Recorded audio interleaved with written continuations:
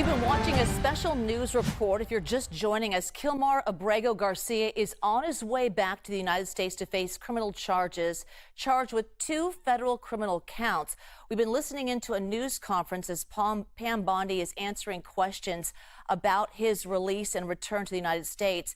As we were saying, he's on his way back to the United States to face criminal charges. His return comes more than 2 months after the Trump administration mistakenly deported him to El Salvador. So Attorney General Pam Bondi announcing the charges, as we were just hearing, a ring of charges. And so we'll continue to follow the news conference. I believe it's wrapping up right now. Reporters asking her questions as we speak. So we'll continue to follow this at the White House and when Abrego Garcia is eventually returned. All right, moving on. We want to go to more information now. Let's bring in our immigration attorney for the law office, Hector, to break down the charges and what we just heard right now. If you can kind of help us out. And again, let me introduce myself, Juliet Goodrich, and your name? I'm Hector Quiroga. Thank you so much. Okay, so this is all coming in pretty quickly right now. Detail what you just heard and what all of this means. Very serious charges. Yeah, these charges are very serious. Alien smuggling is something that it can give long sentences and is difficult to see. But what is really relevant here is that we were told that it was about MS-13 and terrorism, and this way why he was removed. And the charges don't seem to be matching that directly. The charges are about alien smuggling. Now, the issue with alien smuggling is can be very wide. Anybody who transport an individual undocumented in the United States could be brought charges for that activity.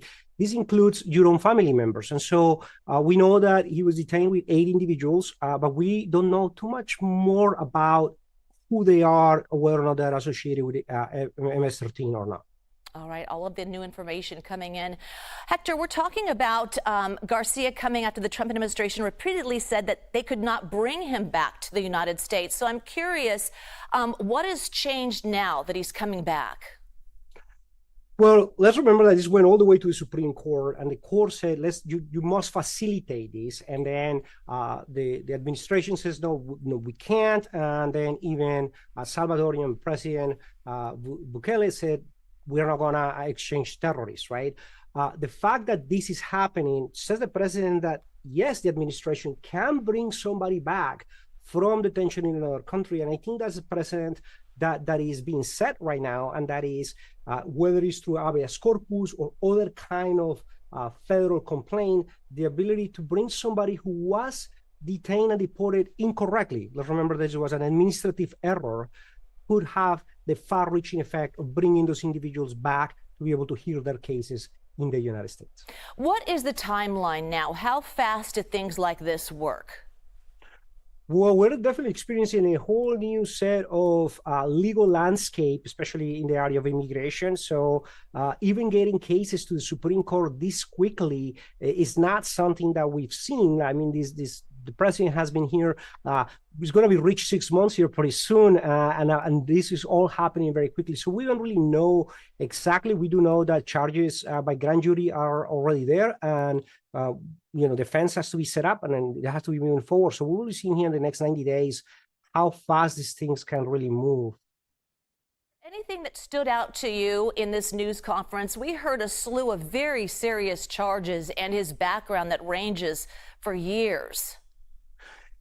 Yeah, you're asking a lawyer, right? And so what we have is we have the one side of what these charges are. Remember, these are accusations.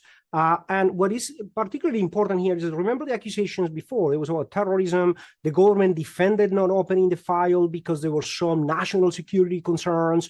And then the federal judge said that they didn't actually see that serious of concern more than any other thing. And so they kind of opened it. And so there has been some obscurity as to really what evidence there is.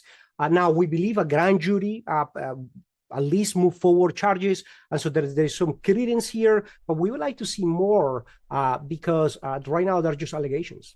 Absolutely. All right. Appreciate your expertise. Thank you so much for your time in this breaking news right now.